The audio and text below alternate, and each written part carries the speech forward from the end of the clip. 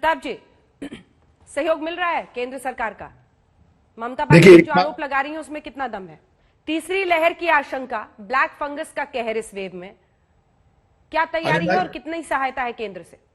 अंजना जी, आपने जो पहला सवाल खड़ा किया, मैं उस सवाल पे बोलना चाहूंगा। ये तो तय बात हो गई, पूरा हिंदुस्तान देख रहा है, केंद्र सरकार का बिल्कुल सहयोग नहीं मिल रहा। केंद्र में सरकार बीजेपी की है, इससे कोई फर्क नहीं पड़ता, कांग्रेस की होती तो भी इससे कोई फर्क नहीं पड़ता।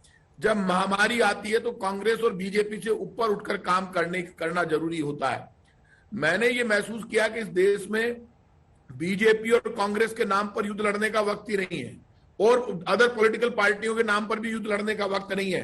हॉस्पिटल्स में मैं खुद कोरोना पॉजिटिव मरीजों से मिलता हूं, मैं मिलकर आया हूं।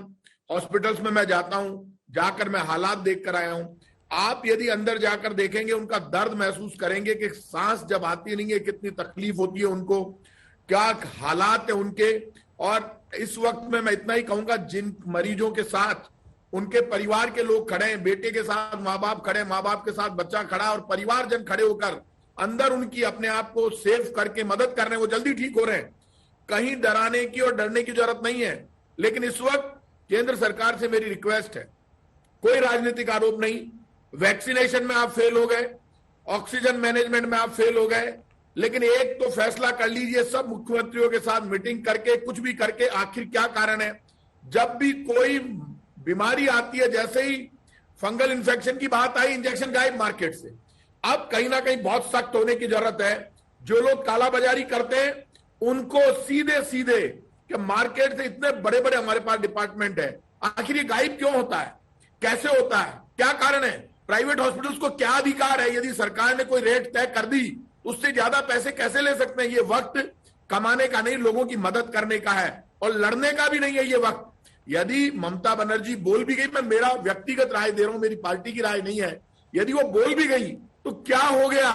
आप जवाब दे देते, क्योंकि गुस्सा सबको होता है। 4 दिन पहले वहां रिजल्ट आए, मैंने खुद ने देखा वहां के राज्यपाल की जो भूमिका है, वो नेता बनकर सड़क पर घूमते हैं। यदि रिजल्ट आ गए, वो जीत गई, तो आप स्वीकार कीजिए, बेटी की तरह बुलाकर बात कीजिए, बहन की तरह बुलाकर बात कीजिए। दीदी बोलते हैं, बहन मानते नहीं है, ऐसा कैसे चलेगा इस देश में? दर्द सब अपना अपना बयान करते हैं। इस वक्त लोगों को जरूरत है, चाहे प्राइम मिनिस्टर हो चाहे चीफ मिनिस्टर हो, सब लोग चाहते हैं कि ये लोग हमारे लिए काम करें तो सुपरमैन की तरह करें। डर कर काम करते हुए कोई नहीं देखना चाहता। इस वक्त लोगों को बहाना नहीं चाहिए, रिजल्ट चाहिए। क्यों? जिसके घर में ब्लैक फंगस हो गया या कोरोना हो गया, उसके सामने जब रेमडेसिविर इंजेक्शन नहीं हो, ऑक्सीजन नहीं हो, उसका पूरा परिवार तड़फता है। 24 घंटे मेरा फोन शुरू रहता है, मैं देखता हूं लगातार। अब ये 2 दिन में, भगवान भला करे, भगवान दया करे, 2 दिन में इंजेक्शन, ये लगातार फोन आने मेरे पास भी कम हुए। मुझे भी सांस मिली, लोगों को सांस मिली। मुझे दुख उस वक्त हुआ जब मैंने आपके चैनल पर सब जगह ये देखा, मैंने गंगा के किनारे, गंगा की सफाई के नाम पर लाखों करोड़ रुपए लगाए थे, गंगा के किनारे ये बताया गया कि हिंदू धर्म के वो लोग जो दाह संस्कार करते हैं, इस बार दफना इसलिए रहे क्योंकि उनके पास पैसे नहीं है। राजस्थान में हमने दाह संस्कार सरकार की तरफ से तय कर दिया। पूरे देश में यदि कहीं दर्द और परेशानी है, हम यदि वैक्सीनेशन फ्री नहीं कर सकते, आप मुझे ये बताइए, पेट्रोल डीजल पर रोज एक्साइज ड्यूटी बढ़ती है, रोज पैसा बढ़ता है। एक दिन की पेट्रोल डीजल से जितनी कमाई भारत सरकार करती है पेट्रोल डीजल गैस में, वो लगा दे तो पूरा वैक्सीनेशन पूरे देश के नौजवान को मिल सकता है। आपने 6 करोड़ 93 लाख वैक्सीन बाहर भेज दी।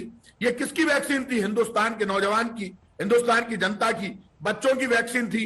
आपने तैयारी नहीं की। आपने 2 ही कंपनियों को क्यों अलाउड किया? आप दुनिया की जितनी कंपनियां थी उनको अलाउड करते, खुला कर देते मार्केट, सब आइए बेचिए, सब बनाइए भारत में। कोई फ्री में लगवाता, भारत सरकार, राजस्थान सरकार फ्री में लगाती, जो चाहता है सरकार से फ्री में लगवाता, जो चाहता वो पैसे देकर लगवाता। मार्केट तो खुला करते, सब कंपनियों को अलाउड करना चाहिए था। प्राइम मिनिस्टर मनमोहन सिंह जी ने, एक्स प्राइम मिनिस्टर ने जब ये बात कही, लोगों ने उस पर सवाल खड़े किए। मैं आज आपसे कह रहा हूं, हम कांग्रेस बीजेपी के लोग या कोई भी political party, Baspa, Sapa, TMC, Trinamool, कोई भी हो, कोई चीफ मिनिस्टर हो, कोई नेता हो, अभी किसी को कोई नेतागिरी से मतलब नहीं है। ठीक है, सब अपने परिवार को बचाना चाहते हैं। विश्वास जी आप जवाब दीजिएगा क्योंकि आप सत्ताधारी पार्टी की तरफ से। ठीक है, रुक जाइए एक सेकंड, एक बार नवाब मलिक जी और नवाब मलिक जी और टीएस सिंहदेव साहब से मैं रिएक्शन ले लूं। नवाब जी, लॉकडाउन का पालन इसलिए कर रहे हैं लोग, आपको मैं आज तक पे कह रहा हूं, आपका चैनल लगाता, लॉकडाउन का पालन क्यों कर रहे हैं लोग? डरे हुए, दहशत है, मरना नहीं चाहता, कोई भी घबरा गए। पहली बीमारी आई है जो मंदिर में भी घुस रही है, मस्जिद में भी, गिरजाघर गुरुद्वारे में भी, चैनल में भी नहीं छोड़ रही। आपको पता है पिछली बार लास्ट बहस मैंने रोहित सरदाना जी के साथ की थी। आज इस बात का दुख है कि रोहित सरदाना जी हमारे बीच में नहीं है। मैं मेरी जिंदगी में कभी सोच नहीं सकता था कि रोहित सरदाना हमारे बीच से चले जाएंगे। मैंने मानी नहीं ये बात, किसी ने नहीं मानी हिंदुस्तान ने। मैंने कहा बकवास मत कर। मैंने डांटा मेरे भांजे को, दुष्यंत को। उसने जब मुझे कहा, मेरे भांजे दुष्यंत ने मेरे बेटा आदित्य ने कहा कि भैया ये अब वो मामा रोहित सरदाना की डेथ हो गई, मैंने कहा बकवास करता है, मजाक कर रहा है, मैं पागल हो गया, तेरा दिमाग खराब है। क्योंकि मैंने खुद ने लास्ट बहस उनके साथ की थी, वो बहस आप बार बार। आश्चर्य है ऐसा इस देश में जो बीमारी बिल्कुल बोलते हुए व्यक्ति को जो दुनिया की खबर दिखा रहा था, जो दुनिया के डर को दिखा रहा था, जो ये दिखा रहा था कि देखो ऐसा हाल है, जो जिंदा दिली के साथ अपनी बात कहता था, वो व्यक्ति हमारे बीच में नहीं रहा। सब रोज देखते थे। आज मैं आपसे कह रहा हूं ये बीमारी का डर कितना बड़ा है, उस परिवार से पूछिए। बंद कीजिए लड़ाई को, छोड़ दीजिए कांग्रेस बीजेपी। अब इस वक्त ये महामारी है पूरी दुनिया की, आरोप प्रत्यारोप का जवाब देना बंद कीजिए। मैं तो मीडिया के लोगों से कहूंगा, हम लोग जो लड़ाई लड़ रहे हैं वो लड़ाई लड़ने का वक्त ही नहीं है। अब किसकी लड़ाई? अब तो उनका इलाज करना होगा जो टाइम पर वैक्सीन नहीं दे, इंजेक्शन नहीं दे। अब उनका इलाज करना होगा जो बेवजह पब्लिक को परेशान करे, सांसें टूट रही है लोगों की। और अब ये कंट्रोल होने लगा है। जब कंट्रोल होने लगा है तो बंद कीजिए इस झगड़े को। अब तो तिरंगे को हाथ में लीजिए, सर पे लगाइए और सोचिए, आज भगवान परीक्षा लेने आए धरती पर। अब इस राजनीतिक लड़ाई को बंद करो और लोगों को बचाने के लिए जो कर सकते हैं हम सबको मिलकर करना चाहिए।